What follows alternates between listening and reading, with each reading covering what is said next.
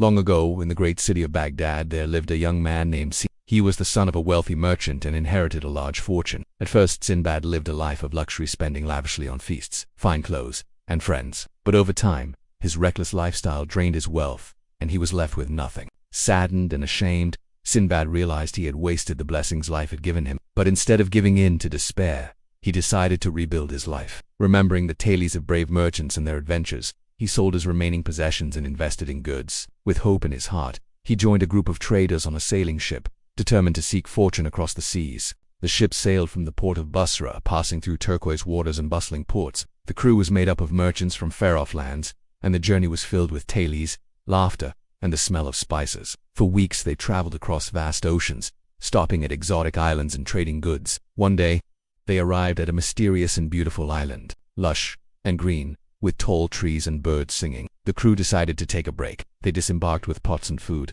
setting up fires to cook and rest under the warm sun. Sindbad wandered through the greenery, marveling at the beauty of the place. But soon, the peaceful island trembled.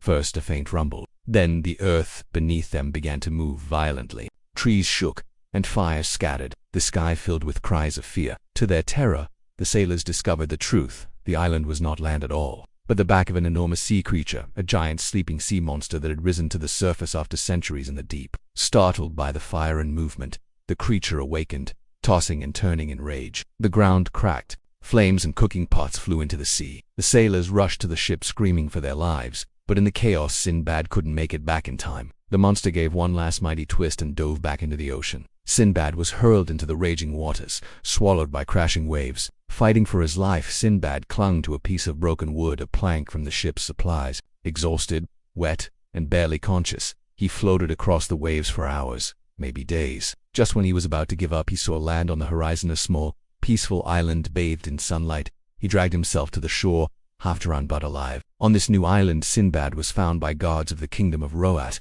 who took him to their wise and noble ruler, the king of Rohat. The king of Rohat, impressed by Sindbad's manner and intelligence, welcomed him into the palace. Sindbad shared tales of his voyage and misfortune with such charm that the king quickly grew fond of him. He offered Sindbad a place at court. With time, Sindbad became a trusted royal official managing trade, offering counsel, and living once again in wealth and comfort, but now with humility. One day, as he stood on the shore watching new ships arrive, Sindbad saw a familiar sight. It was the same ship he had started his journey on. The crew, shocked but overjoyed, welcomed him with tears and laughter.